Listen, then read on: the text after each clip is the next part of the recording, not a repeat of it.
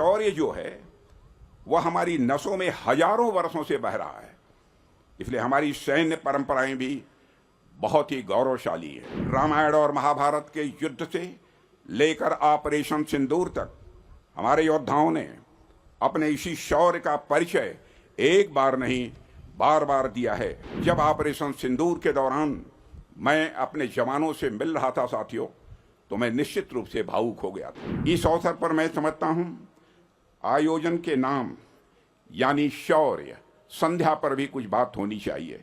शौर्य क्या है? यह अपने से ज्यादा ताकतवर से भिड़ जाना, क्या यही शौर्य है?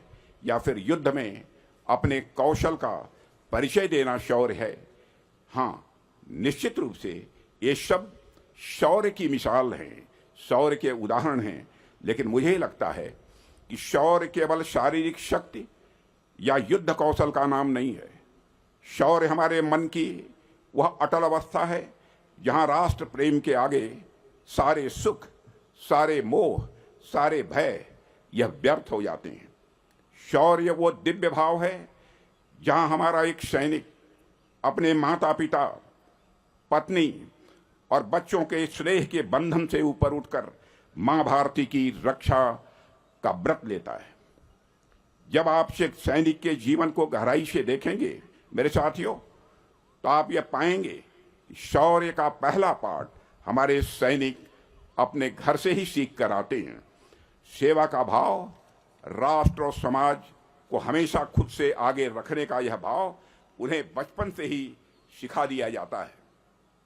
दूसरा पाठ सैनिक को ट्रेनिंग एकेडमी में सीखने को मिलता है, जहां स्वयं से पहले राष्ट्र, स्वयं से पहले राष्ट्र का मंत्र उनके रोम रोम में बस जाता है और फिर सीमा पर वही शौर्य एक जीवंत प्रतिमा की तरह सैनिक में दिखाई देता है। साथियों, और ये शौर्य जो है वह हमारी नसों में हजारों वर्षों से बह रहा है, इसलिए हमारी सैन्य परंपराएं भी बहुत ही गौरवशाली है। रामायण और महाभारत के युद्ध से लेकर ऑपरेशन सिंदूर तक हमारे योद्धाओं ने अपने इसी शौर्य का परिचय एक बार नहीं बार बार दिया है। और साथियों, इस अवसर पर मैं ऑपरेशन सिंदूर का जिक्र करना चाहूंगा और मैं इस मंच से ऑपरेशन के हर योद्धा को और उनके परिजनों को नमन करता हूं। और जब ऑपरेशन सिंदूर के दौरान मैं अपने जवानों से मिल रहा था साथियों, तो मैं निश्चित रूप से भावुक हो गया था। मातृभूमि के लिए उनका प्रेम और राष्ट्र के प्रति उनका अटूट समर्पण देखकर मैं निःशब्द हो गया था। आज के आयोजन में उन्हीं भावों को शब्द मिलने वाले हैं, ऐसा मेरा विश्वास है। साथियों, मुझे यह कहते हुए बेहद गौरव की अनुभूति हो रही है कि हमारी सेनाओं का शौर्य केवल युद्ध भूमि तक सीमित नहीं है। देश दुनिया जब भी कोई दुर्भाग्यपूर्ण आपदा आती है, चाहे भूकंप हो, बाढ़ हो, सुनामी हो या फिर कुछ और भी हो, वहां तुरंत हमारे जवान सहायता के लिए पहुंच जाते हैं।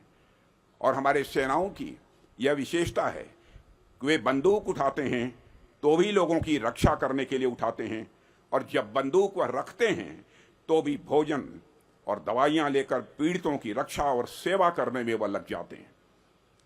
युद्ध भूमि पर पराक्रम दिखाना हो या पीड़ितों की सेवा करनी हो, हमारी सेनाओं ने हर जगह अपना शौर्य का परिचय दिया है।